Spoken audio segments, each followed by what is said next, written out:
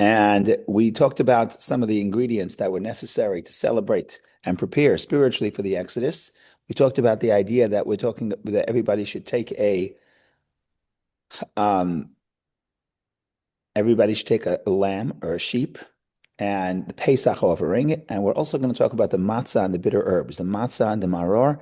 And in temple times, that was eaten as a sandwich. And we can talk about how we practice that today at our Passover Seder to commemorate that. It's a lot to talk about. But we talked about the Passover, our Passover offering, and we talked about that's a way, a rejection of Egyptian culture because the lamb was their idol. The lamb, sorry, the lamb was the idol, and the lamb was the idol, and the idea of taking the idol and going to be prepared to slaughter it and put the blood on the doorposts. So it has different symbolisms, but maybe the most blunt symbolism is that we are rejecting their idol and saying no. And then we talked about how you have to say no, but you also have to say yes, and that's the other commitment. That was the commitment of the that was the commitment of the circumcision. So we talked about that in Judaism, there's no and there's yes. Even the Ten Commandments, all the Torah really could be divided into positive mitzvot and negative mitzvot. And we talked about that to create intimacy, to create a relationship, it's not just saying yes and saying, I want to have a relationship with you, but if it's an intimate relationship, it also has to be exclusive to a certain degree. And they are saying, and we're saying that certain things is only between us. And that takes rejection of other things. And that's true for human intimacy, but it's also true for really any commitment. Commitment is about saying no. And in a way, that's the hardest thing to do. Because if I want to make a decision, I want to make a commitment, what it really is, I have to focus my time onto one specific, even activity, forget about a person, but even a specific activity. And to do that, I have to put boundaries and say no to other things that are maybe very important and maybe very enriching, but distracting for what I need to do at this time. So the act of saying no and the act of saying yes are very much connected. It's very hard to have one without the other in a meaningful way. You can say, yes, I'm committing to you, but if I'm not pushing away distractions and I'm not carving out time that is just exclusively for us, then I'm not really saying yes. So that's something that we talked about. Another thing we talked about is the idea that the foundation of the holiday was that we talked about this, that really freedom is transcendence of self. So you have the ego, and in some way, the greatest limitation that a person has is their own ego, and transcending the ego is freedom. And we'll talk about that further when we talk about the matzah. But we talked about this in the context of the idea that every home has a Paschal offering, and sometimes the whole family is not enough people create to eat the entire lamb, and you're not allowed to have anything left over. So the Torah right away gives us a solution, and the solution is we read about this chapter 12, verse 4. The solution is if the household will be too small for a lamb or a kid, then he and his neighbor who was near his house shall take according to the number of the people. Everyone according to what he eats shall be counted for the lamb or kid. In other words, you can actually combine with the neighbors, and you guys will just sort of form a group. And then even if they're not your family, but they're your neighbors, and then you eat the Paschal offering with them, and the entire offering will be eaten, and you're part of that group. And we talked about this in the past, also saying that this represents the idea that every individual matters and every individual is subscribed to a specific lamb. We talked about this, how the Mishnah, there's like two chapters talking about the confusions that can happen. Am I subscribed to one lamb or subscribed to another lamb? I just got married. Do I go to my parents' home for Passover or do I go to my in-laws' home for Passover? My mother-in-law thinks I'm coming to her. My mother thinks I'm coming to her. They each slaughter, they each subscribe me to their offering. Who do I eat from? Chaos, absolute chaos. In the Mishnah, the Talmud, pages upon pages trying to clarify this. The point is that you're part of a group and you matter and you have to be in one spot at this given time. So we talked about that. We talked about that here you have a model of the reason why I'm sharing. Usually we say, well, you have to share. Why do you have to share? Because because some people don't have enough. That's the emphasis in sharing. We talked about this. Because there's a lack, because somebody has a lack, so somebody else has to step in and share. In a perfect world, there's no lack. Does anyone have to share? That's like Sodom, but that's another story. Here, the Torah says, look, if you look at the model, why do you have to meet up with your neighbor? Because not because you have too little, someone has too little, because you have too much. In other words, it's not about the recipient, it's about the giver. You have the opportunity to transcend the self and connect to somebody else. That's the foundation of giving, to connect to other people. Not because someone's in need. They may or may not be in need. That's not the point. The idea is for you yourself to realize that you have what to share, and that's how you can connect to other people. So that's what we said in the past. But another thing I read today for Rabbi Shamshon Hirsch, I think that's absolutely brilliant. He said that Passover is the holiday of freedom. And for some people, I know this sounds harsh, but for some people, being forced to have the Passover Seder with your family is not freedom. So what are you going to say? You have to, because that's what it says. In the beginning, it says, in verse 3, it says, speak to the entire assembly of Israel, saying, on the 10th of this month, they shall take for themselves each man a lamb or kid for each father's house. Meaning to say that you have your Seder, you eat the Paschal offering with your father's house. Okay? So that's very much a beautiful thing because family, what's greater than family? We love family. But what happens if for an individual, I say for me, it's not freedom to sit with my family for whatever reason? Here, the Torah says, one second, you don't have to sit with your family. You can sit with your own family, your adopted family, your neighbor, right? So, in a way, there's a model. Rabbi Sham Shafal here says there's a model that even to say you have to have your Seder with your family, which is a beautiful thing, it's not the only way to do it. Right away, as soon as he says Selavet Avot, there's a sheep for the family, for the father's home. He says that there's a biological family, but there's also a family that you can create for yourself in your community with your neighbor, and that's just as good, and that's placed right up there, as a legitimate option. And that's highlighting the idea that there's freedom, and part of freedom is you can't choose your family, and maybe you'll get to know them. Maybe you'll come back to your Seder next year. Maybe this year you need a break. And if I say, well, you must go home because we value family, then it's a wonderful. Then it may be nice. Maybe it's good for the I don't know. Maybe it's good for the optics, but it's not good for the sense of what we're trying to do here is personal liberation. And that is a beautiful idea that is relevant in many cases. So I figured I should say it. I haven't seen it for some reason. I haven't seen it. I don't remember seeing it till a few minutes ago. So I figured we'll start with that. We'll start with that because that also talks about the ideas of connection and how we create our own community, but it's also the freedom to choose whether or not I have to be with my literal family or maybe temporarily I'm with my also family, but family that is not biological, but is communal. And I could choose. I choose where I'm going to subscribe to the offering. So that is a little bit, that's by way of introduction, just to catch us up to where we're up to in the discussion. So I'm going to open my notes because I don't remember everything by heart. But in the meantime, if somebody wants to share, go right ahead. Um, Well, I just want to take a minute to thank you for bringing that up because the ideas that we don't usually read that it's in Mishnah or on the commentaries, they're so relevant today. So thank you for bringing that up. Right, right. And the idea is that when I was a kid, I read it. It was like the boring part of the tractates. Like, get your act together. You know what I mean? You can't figure, you don't remember if you subscribe to this sheep or that sheep or your mother-in-law's or your mother's. So just get your act together. Why are we spending so much energy on this? But that's the point. The point is that if it has to be totally by your own decision, you decide where you're going to eat. Your mother can't coerce you, and your mother-in-law can't coerce you, and you decide where you're going to subscribe. And sometimes the freedom creates confusion. Okay, so we'll have to deal with that confusion. And sometimes you're so confused where to go, you're paralyzed. Okay, so you have to bring the second offering, the Pesach Sheni, the second offering a month later. But this is not trivial because it's not just a question of who's going to invite me for the Passover Seder. It's a question of where am I going to feel that I'm part of? Which group am I part of? Where am I going to feel that I matter and I'm valued and the people want me to be here? So that's a thing of a personal choice.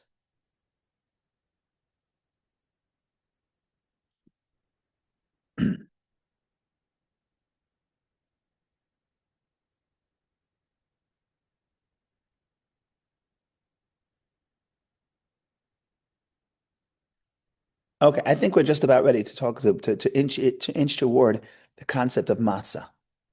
And because the Torah is going to tell you, if you look at verse 8, I should share the screen. We'll share the screen for So we know that we're actually reading the Torah, Exodus.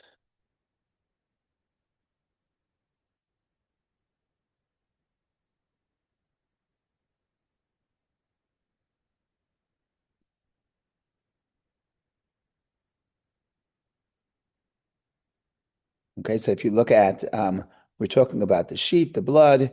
You put the blood on the doorposts. If you look at verse 8, um, where are we? Okay, verse 8, really, even before we get further. Verse 8. So, verse 8 is the first time where it introduces the concept of matzah, but it also introduces the concept of matzah together with bitter herbs. So, they sort of come together. And also, in a way, it doesn't explicitly say sandwich, but it does say that we're eating the Paschal offering with matzah and bitter herbs. So, that's its own discussion and has halachic relevance to today. But we don't have the Paschal offering. There's a lot to talk about. But I think we could start with the image with what matzah represents, because that's a big question. I don't mean a big question. I mean it's obviously a big theme of Passover, and what exactly it represents. There are different angles and different views, and I'm not saying there's one. It could be matzah is something that has opposing symbolisms within it. It could be that's part of the point. So my job is just to share some of the perspectives, and then you go home and you decide which one is meaningful to you and which one you're going to think about at your Passover Seder. So really, we're also preparing for Passover Seder, even though the Talmud says that Moshe instituted that 30 days before a holiday, you should start thinking about the holiday. But we're getting a head start. So right now, it's not 30 days. Right now, we're 45 days before Passover, or 42 days, 41 days before Passover. So we're getting a head start thinking about Passover. Either way, in verse 8, it says, and on this night, they shall eat the flesh, meaning the flesh of the Pesach offering, roasted over fire and unleavened cakes. Matzot, he translates it, says unleavened cakes. With bitter herbs, they shall eat it. And then goes back to talking about the meat. You shall not eat it rare or boiled in water, except roasted over the fire, its head and its legs with its innards. Again, it continues, you shall not leave any of it until morning, and whatever is left over it until morning, you shall burn in fire, etc., etc. One more verse about how to eat it, fine. And this is how you shall eat it: your loins girded, your shoes on your feet, and your staff in your hand, and you shall eat it in haste. It is a Passover sacrifice to the Lord. So, in other words, when we eat the matzah, it's not like we get together and we're going to relax and take our shoes off. But it actually, the whole Passover Seder represents the haste that God is about to take us out of Egypt. So we're in a rush. So even though technically we're not in a rush because we knew that we're not leaving Egypt till the next afternoon, but that's just on the clock. But the symbolism is we're in a rush out of Egypt, and we could talk about that as well. But let's first start with the matzah and what does the matzah represent? And there are different interpretations. We'll start with the more practical and then maybe more Hasidic.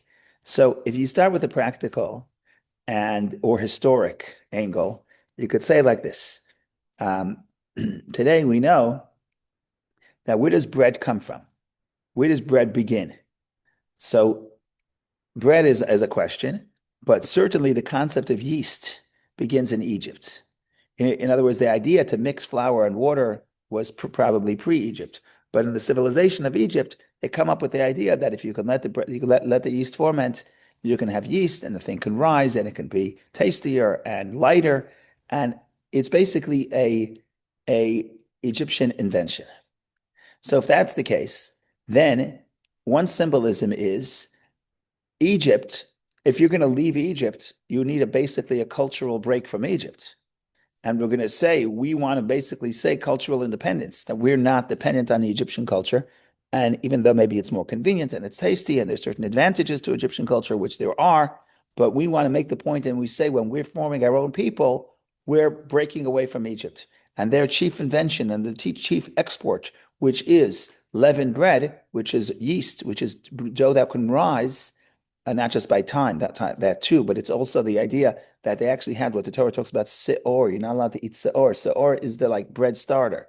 Today it's becoming popular. Everybody has to have their bread starters, and if you can get it going back a few decades, it's even more valuable. So in Egypt, they had this very every family sort of had its own yeast and bread starter, And it obviously takes a long time to accumulate because it gets better and better, and you keep adding. If you everybody has their own recipe, you add raisins or whatever else you add, or dates, and you make it sweet.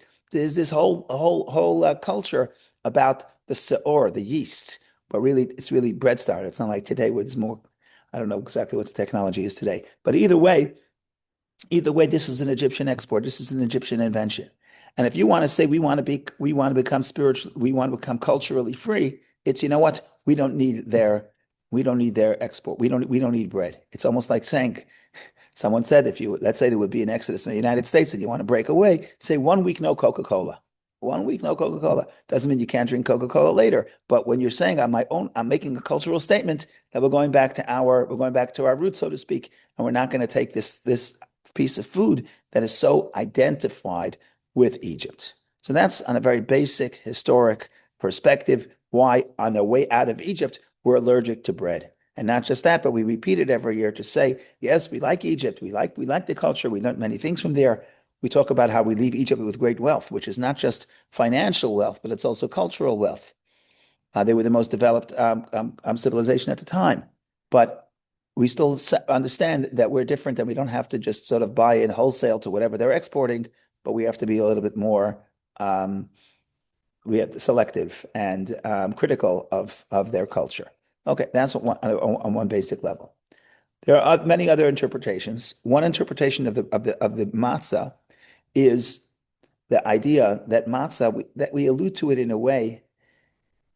We allude to it in a way when we at the Passover Seder, because at the Passover Seder, at the beginning at least, we say Hey Lach Ma'anya. In the beginning of the story, we say this is the bread of affliction that our ancestors ate in the land of Egypt. So what some people say that what that's referring to is that matzah is poor man's bread. Matzah is doesn't have any taste, and matzah is the food for slaves, because no one is invested in giving them good food, and when we eat the matzah, we're commemorating the slavery. Why would we want to commemorate slavery? So that's consistent with the theme of the Passover Seder, which you have in this verse itself, in verse 8, that when you eat roast is obviously a sign of freedom and a sign of wealth. But the Torah tells you you eat the roast with the matzah and with the bitter herbs. In other words, you cannot really appreciate the freedom and you cannot appreciate the wealth until you remember that about the slavery and the poverty. Because if not, then you don't understand the concept that this is a gift and you should not take it for granted, then you will take it for granted. And if you take it for granted, you're not going to fight for it. And if you don't fight for it, you're going to lose it. So in other words, part of the idea of freedom, if you want really freedom to last, and you want it to last, and you want the story and the value of freedom to last for 3,300 years as it has, so you also have to talk about the slavery. It's not just to be depressive to talk about how bad it was, but only when you think about the negative, could you realize the value of what it is we have when you realize the contrast that we didn't always have it. So that's according to some people. So that's what the bitter herbs represents, which we'll talk about that later. But people say that the matzah may have some of that as well. The matzah would have the idea of bread of poverty, and they have to remember the slavery. Why? Because it doesn't have any taste. It's bread for the poor people. Other people say to add to that dimension, is to say as follows. The one thing matzah has, I'm sorry, among what important ingredient that matzah is missing? Matzah is flour and water, which is the basic ingredients for bread. So matzah doesn't have yeast, or in those days it was bread starter, okay, which is the product. We'll get to that in a second. But matzah also does not have time to rise. If you let the bread and water rise, it's gonna begin to ferment even without a starter. Starter will just quicken the process, hasten the process. But bread and water by themselves will also, with the passage of time, will ferment. So what is matzah lacking? Matzah is missing the ingredient of time. So a bread represents time, and matzah is the lack of time. Now, the slave, we talked about this when we talked about the calendar. The first mitzvah is to celebrate a calendar, because a slave, the one thing they don't control is their time. Slaves don't have free time. So slavery, you don't have matzah. So slavery, you don't have matzah. I'm sorry, you don't have bread because you don't have time for it to rise. So matzah, that's another reason why matzah represents the bread of slavery. To remind us of the past, to remind us of the slavery so we can appreciate the freedom. So that's one angle. I'm going to give a total of three angles. There are probably more, but more than three is going to be hard to juggle in one sitting. So we'll start with three. So again, the first is, what does matzah represent? Matzah represents the slavery, either because that's the food they gave to slaves because it was cheap, and they didn't have to put in a lot of ingredients, and it didn't take a lot of time. So that's matzah. And what do we remember? Remember, we were slaves. That's one angle, one detail. Another way of saying the same thing is to say that also another reason is that it doesn't have time. Time doesn't take any time to make, and time is the stuff of free people. Even today, if you think about this for a second, you think about what is wealth. So today, everybody has an iPhone. Well, not me, but most people have an iPhone. And if you think about today at your service, you have what 300 years ago a king didn't have. You have hot water in your house, you have air conditioning, you have your personal, you have AI, so you have like the half of you, all of humanity working for you. So even the poorest person is more wealthy than than a wealthy person even a few decades ago, certainly a few centuries ago. You have running water. You have plumbing. There's no everybody in the first world, in the third world, everyone in the first world is extremely wealthy in comparison to kings of just a few decades ago or centuries ago, certainly. So today, if you ask yourself today, what's the difference between a wealthy person and a poor person? I think the thing is your time.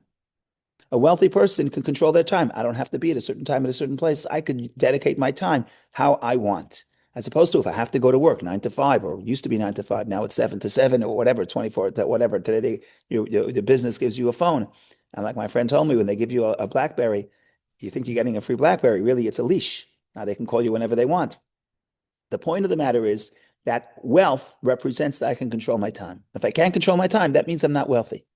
So the concept of thinking about time as freedom, and today as time as wealth, that goes back to matzah. And what is matzah? I don't have time. I'm poor.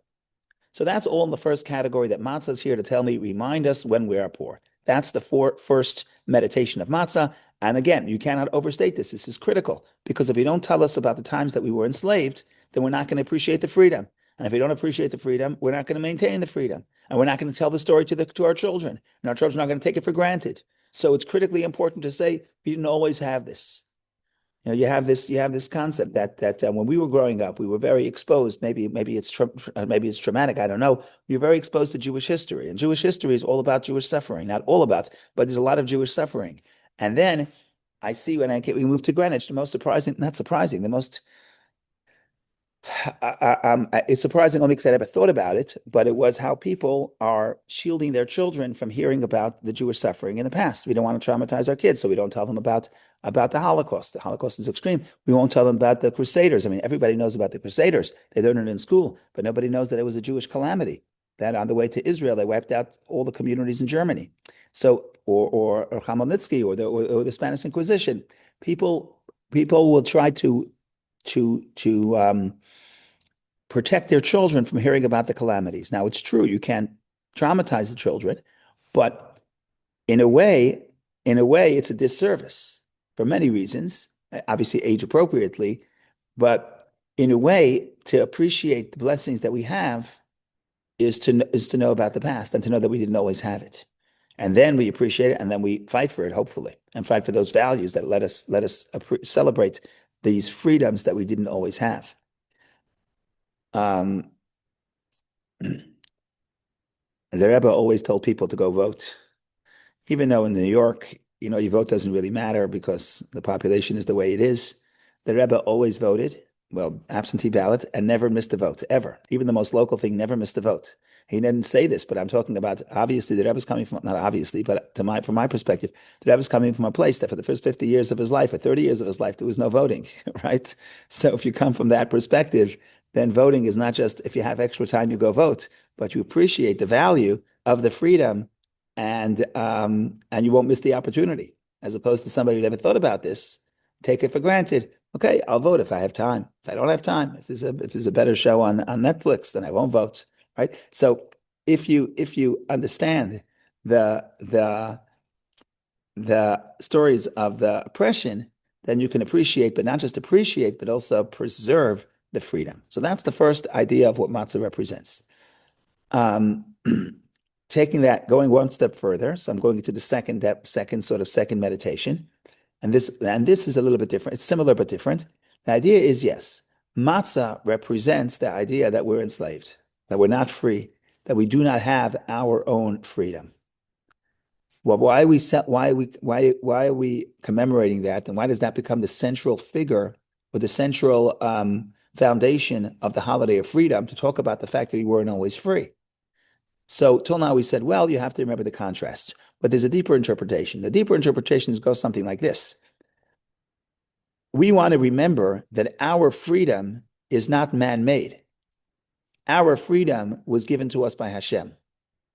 And that's why specifically when we say we become a free people, it's not because we're free because we have the technology to make bread and we have the time to make bread and we now attain for ourselves the benefits and the privileges of freedom. No. From our own, if you look at what we would receive on our own accomplishments, we would still be enslaved. We would be like the matzah. The fact that we're free is because God intervened and God took us out. So you ask yourself, why are you free? So for some people, for the Egyptians, the answer is because survival of the fittest. We're the most powerful. We're the most resourceful. So therefore, nobody enslaves us. We enslave everybody else. We're on top of the pyramid, so we're free. But that's not the Jewish story. The Jewish story is why are we free? Because God grants us the freedom. If God grants us the freedom, then don't make your own bread, because that represents that I now have the skills and I have the technology and I have the bread starter, which is time, and I have the time to make bread. Oh, this is all man-made freedom. And we're saying for the Jew, freedom is not man-made. It wasn't accomplished by our own ingenuity or by our own victory. The freedom is granted to us from Hashem. And that's why, if you think about this later, 50 days later, on the holiday of Shavuot, it's actually a mitzvah to eat matzah, to eat bread. We could talk about it later, but that's associated with the land of Israel. In other words, of course, we want freedom. But the point is that what gives us freedom is Hashem gives us freedom. We're free because God gave us the freedom. And that's why, according to this interpretation, the matzah represents the idea that we are not free. Because when we're celebrating freedom, we declare that our freedom is not because we are free. It's not because we achieved the freedom. It's because God granted it to us. So these are the first two meditations. They both, what they have in common is that matzah represents not freedom, slavery, person who does not control their time. And they only differ with why are we thinking about it on Passover, which is supposed to be uplifting time, thinking about freedom. Number one is because you have to appreciate the contrast. You have to remember that we weren't always free and we were enslaved, and we attained our freedom. And therefore we have to, and that's how we'll appreciate our freedom and protect our freedom. So that's one interpretation. And the other interpretation would say that matzah reminds us that by our own accomplishments, we would not be free. Why are we free? Because God makes us free. God gives it to us. It's not based on our own effort. It's based on Hashem. So these are the two interpretations. Now we're going to go to the Hasidic interpretation, which is, of course, the exact opposite, and has comes from a completely different perspective. So what's the Hasidic interpretation? The Hasidic interpretation, well, it's actually even before the Hasidic interpretation. I'll say two more interpretations. There's another way of looking at it and saying that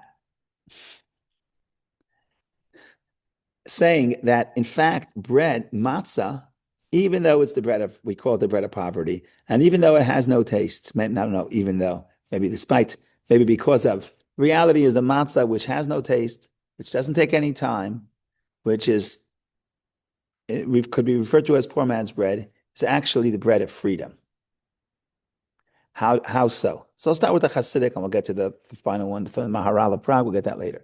So the Hasidic interpretation is like this. It's a little bit counterintuitive, but that's what the Hasidic perspective likes to do.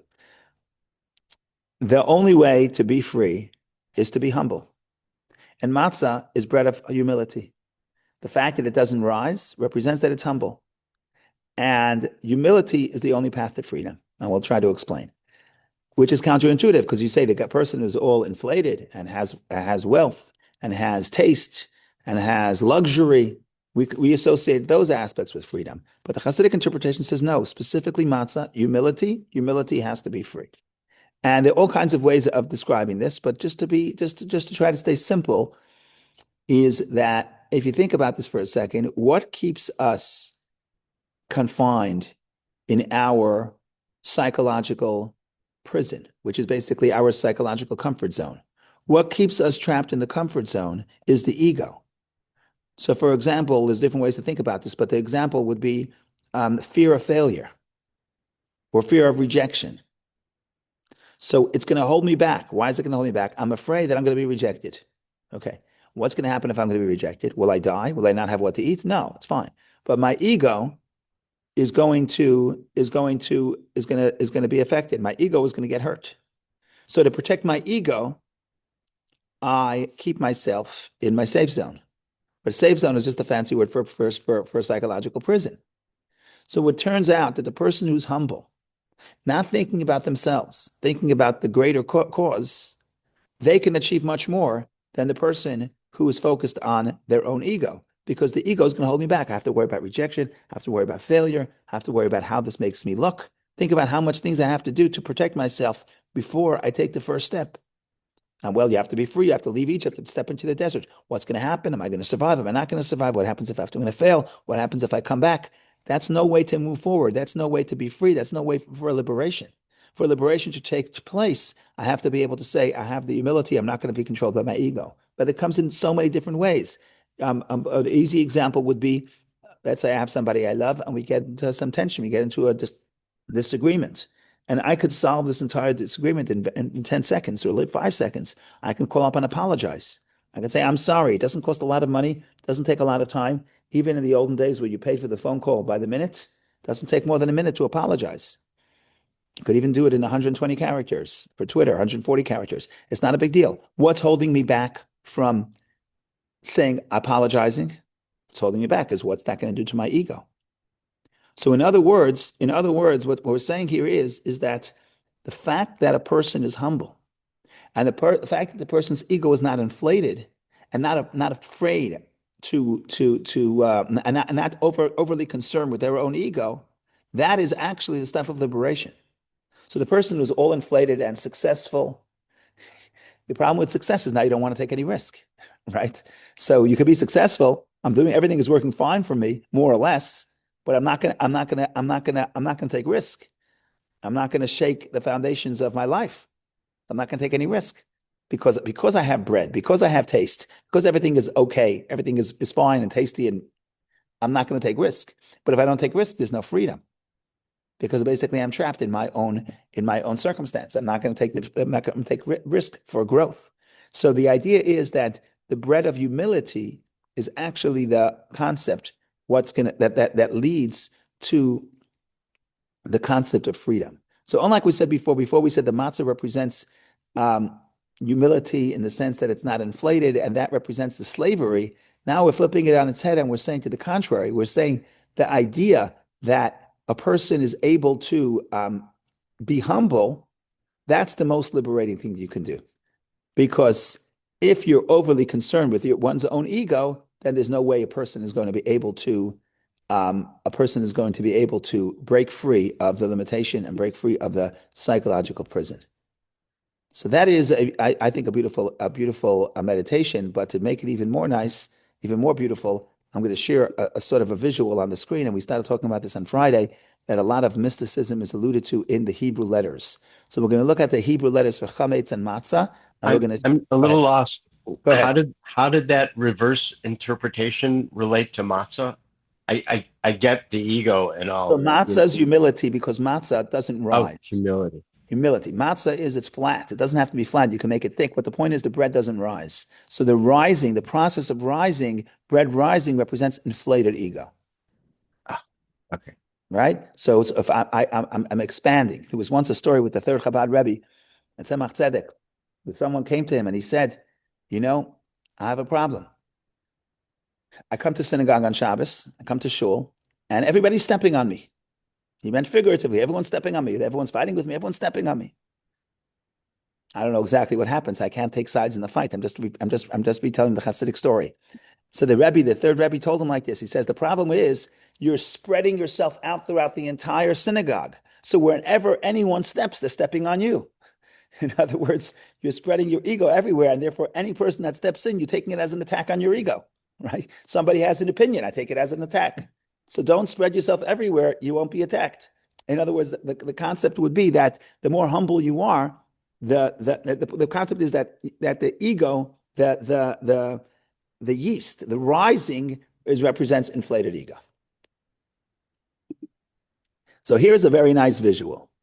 I think you could see it. Yes, I made a slide of this a few years ago. This is chametz. This is leavened bread. Now, of course, chametz is spelled with a final tzaddik, but we're not going to get into too many details. We're not going to get technical. Bottom line is, this is chametz. This is matzah. Same exact letters. It's just the order is a little different, but there's one small change. You have the mem and the mem is the same. The tzaddik and the tzaddik is the same. Color coded, very, very similar. The only difference in chametz and matzah is that here you have a chet, which is closed on three sides. It's a little fancy font, so it's a little round. In the Torah, it's more boxed. But either way, the chet is closed off on three sides, and the hay is also closed off on two sides, and the third side, but there's a little opening on the side. So really, if you want to think about it, the difference between chametz and matzah, which on Passover is extreme. Chametz is the enemy. Not only you can't eat chametz, but it's the only thing in the Torah, only prohibition in the Torah that you're not allowed to own. It cannot even be in your house. So chametz is the enemy, and matzah is the food that you're supposed to eat at the Passover Seder to represent the Exodus. So there's two extreme types of bread here. If you boil down and say, what's really the difference in chametz and matzah? Is this little opening. That's the only difference. What does this represent? So exactly what we said before. Let's say a person is in prison. You have a prison. I'm stuck in prison. I can only go down. I'm stuck in prison. So I'm stuck. So I'm stuck in my life. You say, why don't you change? I'm stuck. Now you could be in this prison. I'm also stuck. There's a little window. You can get out of prison. The problem is that if you have an inflated ego, you can't get out of prison. You're stuck in the prison. To get out of the window, you have to flatten yourself or flatten the ego. And that's all the examples that we said before. I have to apologize. I have to not be afraid to protect my ego. I wake up in the morning all day long, full-time job, protecting my ego, that I can't get out the window. So the idea is the whole chametz and matzah, really, it's all the ingredients of life is the same. You're the same person. You have the same skills. You have the same talents. That is not what's going to determine whether or not you're free or not. Whether or not you're free or not is going to be able to determine whether or not you can see beyond yourself. And the inflated ego is always focusing on the self and how am I going to feel and what's it going to do for me. The humility, and this is and we have to define what humility means, but humility basically means instead of focusing on self, focusing on what has to get done or focusing on the goal. So humility is not, some people misunderstand humility. Humility means it's not that I don't matter. It's not that I don't care about myself. That's not what humility is. Humility is that, to the contrary, in a way, it's even more so. I'm focusing on what I have to achieve instead of focusing on the self. And that, in that sense, I don't know if it's the irony, but I guess it's an irony that the less you think about yourself, the more free you are, and the more you will accomplish, and the more you will benefit your own circumstances. But the more I'm afraid of how that's going to make me feel. What's going to happen if I have to apologize? What's going to happen if I have to take risks? What's going to happen if I have to experience rejection? All these concepts are concepts it's the inflated ego speaking, and it's what's going to hold me back in the chametz. So in this perspective, the leavened bread is not bread of affliction. To the contrary, it's the bread of freedom. So freedom doesn't look like freedom. Freedom is the person inflated. It's got an inflated bank account, inflated assets. It's got a big yacht. No, that's not freedom. Freedom is somebody who is not willing, not trapped by their own ego and is willing to be humble, meaning not think about themselves, think about what has to be done. And that's the way you take a step forward. And that's the way you expand beyond your internal and psychological prison. So that is the third interpretation of what Matzah represents.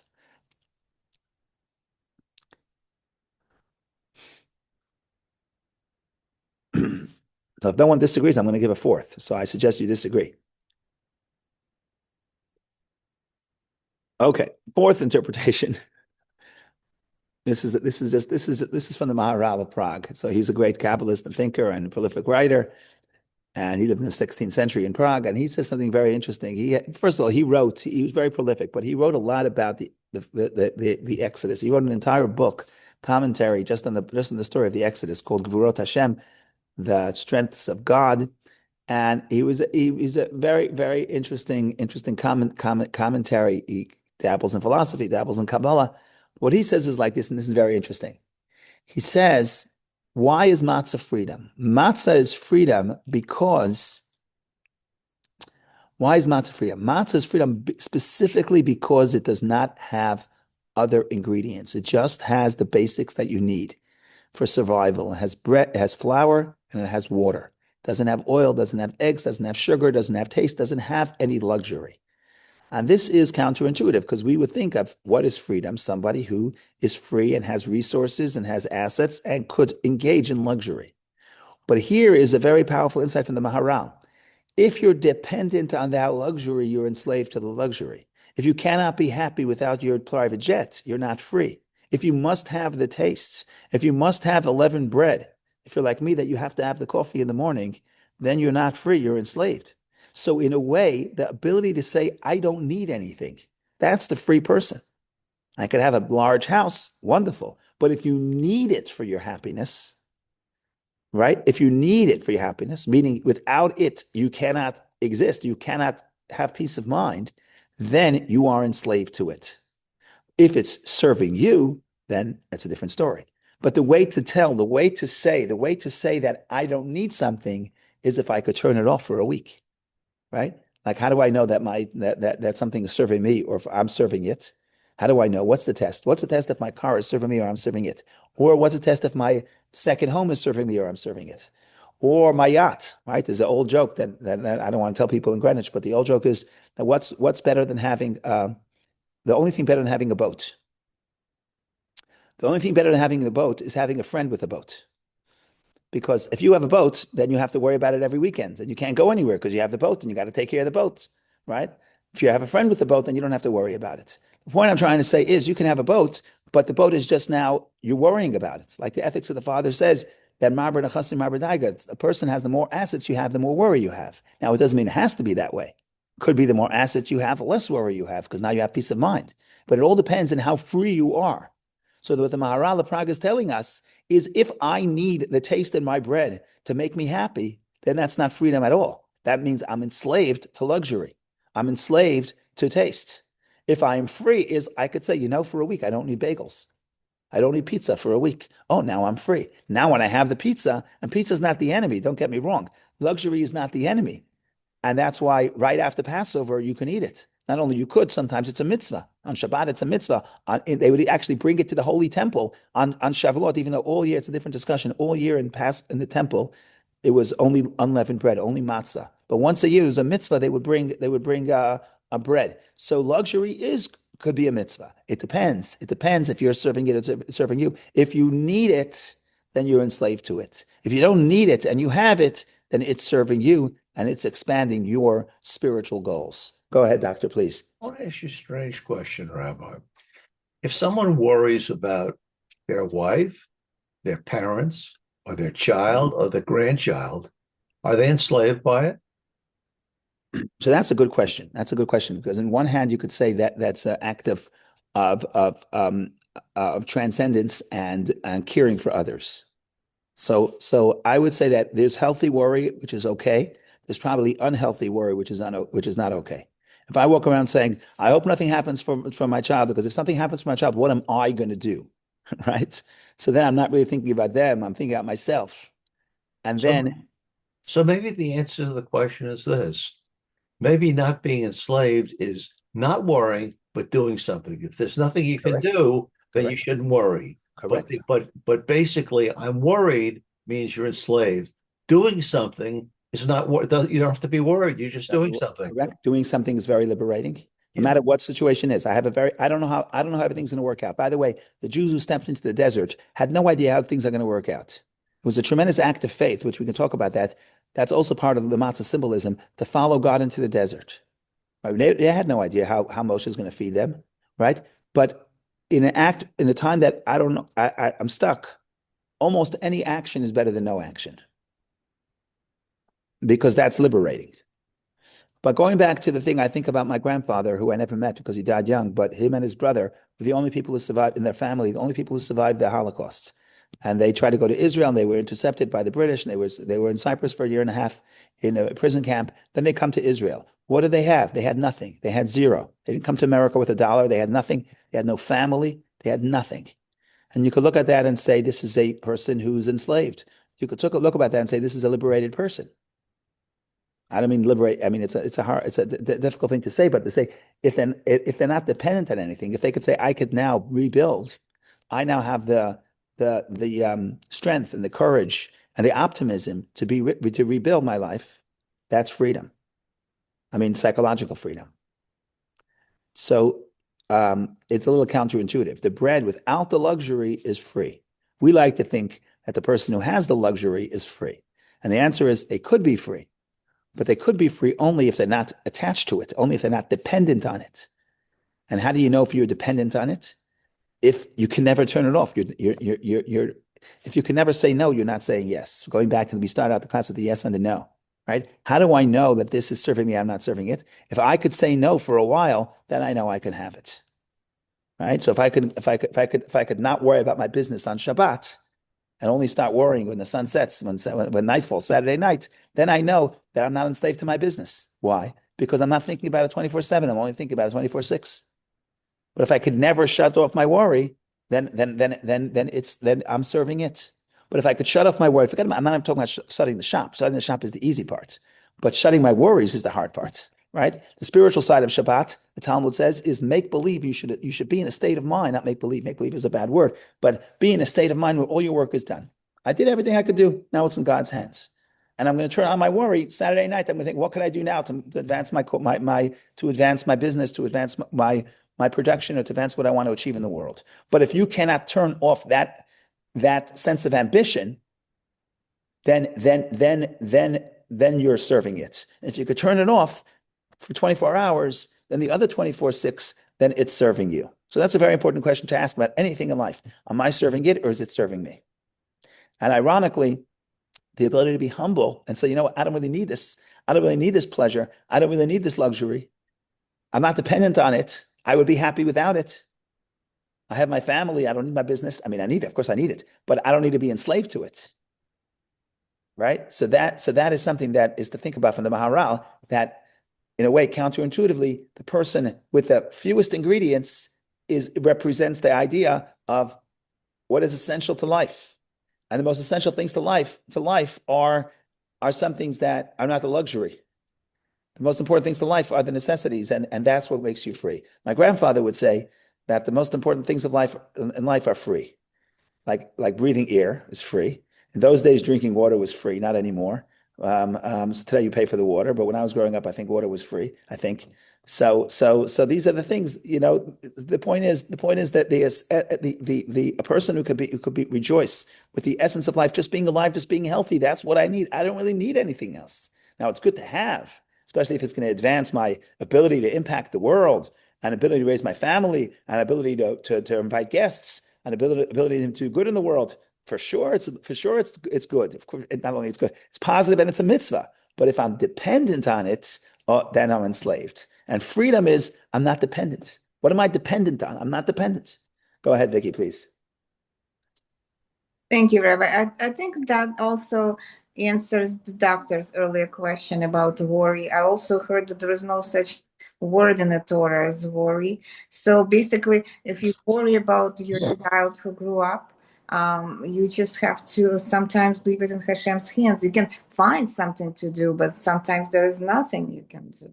Right. So that's a good point. Part of matzah, and I alluded to this, part of matzah is faith. What's the story of matzah? So we ate matzah because God told us to eat matzah, but there's really another story of matzah. The story later says, the Torah says that they were chased out of Egypt, and they had the dough, and the dough didn't have time to rise because they were being chased out. So they ate matzah. Almost like that matzah was by accident. There's the matzah they ate now, which was meditated. God said you have to prepare matzah to eat it with the Paschal lamb. But there's also an idea of matzah is that they're going into the desert without any food. They just had a little, only as much food as you can pack on your back. So the idea of matzah represents the fact that we're rushing out of Egypt without provisions. And that, ladies and gentlemen, is faith. And faith equals freedom. Because the point is, if I don't have faith, If if I don't have faith, I'm not going to take the risk, and I'm not going to free myself up for worry. So part of living worry free is having to cultivate faith. If not, I'm going to be enslaved to my fears, and it takes a lot of faith. It takes a lot of faith to live in this world. When I first became a father, I realized that the greatest act of faith is having a child, because having a child basically says that your child, you hope that your children are going to grow up in a world at least as good as you had. And it was maybe that was easy to say in the second half of the 20th century, but in the first half of the 21st century, it's a little bit more tricky to say that, and especially now it's complete unknown. Nobody knows what the world's going to look like in 10 years from now. So it could be paralyzing. You're paralyzing. What am I going to do? How am I going to prepare? The whole world is changing. AI is taking over. Who knows what's going to happen, right? So that is, in a way, you say you're a realist, but the problem with being a realist in that sense is that it doesn't let you live. It doesn't let you live. You're paralyzed by the fear. And freedom is faith. And matzah is bread of humility, but it's also bread of faith. And the humility and the faith go together. Because humility means, because faith is, it's in God's hands, it's not about me. But somebody who's a power control, I have to know all the answers to what's going to happen before I take the next step. That's the ego talking. That's the inability to realize that not everything is in your power, and there's a God and there's a higher force, and God will protect you and God will help you, and there's meaning and there's purpose. These are all things that are beyond the ego, and that's what allows for faith, and that's what allows for optimism. So that is a little bit about the meditation of matzah. There's a lot more to say.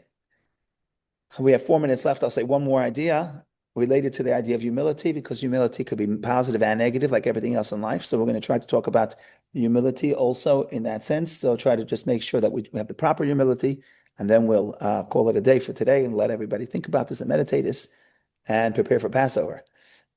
There's 2 forms of humility. One form of humility, as I was trying to portray, is that it's actually motivating and it's inspirational, because I'm not thinking about myself. I'm thinking about what has to be done or what could be done, with a vision of what I could achieve if that's not the focus on the I, about the task that could be achieved, the potential that is there out there. So I'm shifting my focus away from my own ego, which is then I have to protect it, to what could be achieved, to the goal, to the mission, to the purpose. That's the healthy humility. The unhealthy humility is I'm humble because I have a low self-esteem. I don't matter. I don't mean anything. I don't matter. I don't have any talents. That humility is an unhealthy humility, because that's not going to that not only is unhealthy, it's actually enslaving, because again, I can't operate because I'm held back by lack of faith in self. So there's a beautiful interpretation from a Sephardic, I don't know if Sephardic, but from Baghdad, Ben Ish Chai. He was a great 19th century sage, and he lived in Baghdad. I think he wrote 100 books, which was unusual, for him to write 100 books before the printing press. Well, there was a printing press. I'm sorry, I take that back. But before printing was cheap, I think he wrote more than 100 books. And he says like this. He says a very beautiful meditation. He says, if you think about what are the ingredients for matzah. So till now, I said there are only 2 ingredients, flour and water, which is true, but also untrue. There's another ingredient in matzah. The ingredient is speed, right? Because mixing the bread and water is not enough. You have to make sure that it's cooked very quickly in under 18 minutes, and there's all kinds of regulation. But the point is, it's got to be done with speed. So he says that represents that this is not the negative humility. Negative humility means I'm nothing, I'm powerless, I can't succeed. That is the opposite of speed. That slows me down, that makes me heavy, that makes me depressed, that makes me like heavy, like earth, that pulls me down. But we're talking about the humility that leads to alacrity, that leads to speed. So the Ben Ish Chai says that the matzah, to make sure that we're talking about humility that's healthy and not humility that's unhealthy, the Torah keeps on emphasizing that they ate it with haste, with speed, because that's the test, that the humility is not pushing you back and holding you back in bed and slowing you down, but it's actually saying, I'm so excited about what could be done that I can't even sit straight. I can't wait. I'm bursting with energy and bursting with excitement. So that's I think 4 or 5 meditations about matzah. Next week, we could start talking about the bitter herbs and how they mix together and how you make a proper sandwich for life. Well, next week, actually, we're not going to do this. Next week, we're going to take a break and we're going to talk about 1 week about Purim, because it's going to be 2 days before Purim. So we're going to discuss the scroll of Esther, God willing, in good health. And then we'll come back to the matzah when it will be the week after Purim, which is going to be less than 4 weeks to Pesach, so we're going to have to talk about the matzah. Go ahead, Dr. Bob, please. Thank you, Rabbi. Just to offer one more suggestion, Please. and again, maybe just on the heels of the Ben Ish Chai, my Baghdadi roots will give me agency for that. You've said to us often that Pesach has to happen at a specific point in the calendar, and that's why to regulate it 7 times in 19 years, we have the second Adar just to have rebirth and spring. So maybe the simplicity of matzah shows us that Aviv in the spring, with new beginnings, that we're often given another chance at recreating ourselves, that we can take off the coats of habituation and start afresh on a better path, and that the simplicity of matzah is that rebirth. Anyway, it's just a suggestion. Yeah, it's very beautiful. Today's my son's 2nd birthday, and as you speak, I'm thinking about 2-year-old kids or 3-year-old young children don't need a lot to be happy. Maybe today they need expensive iPhones, but when I was growing up, you just let them run around; they were happy. Even today, I say it's very easy to parent kids in the summer. You just throw them in the pool, and they're happy. They just need some water, right? It doesn't take a lot to keep children happy. So the idea is rebirth is going back to the simple basics, some simple ingredients of life. And that's liberating. I think I agree with that. Thank you, Rabbi. Toda rabba. Have a wonderful day and stay warm. And thank you for joining. Thank you. Thank you. Shavua tov. Thank you. Thank you, everybody.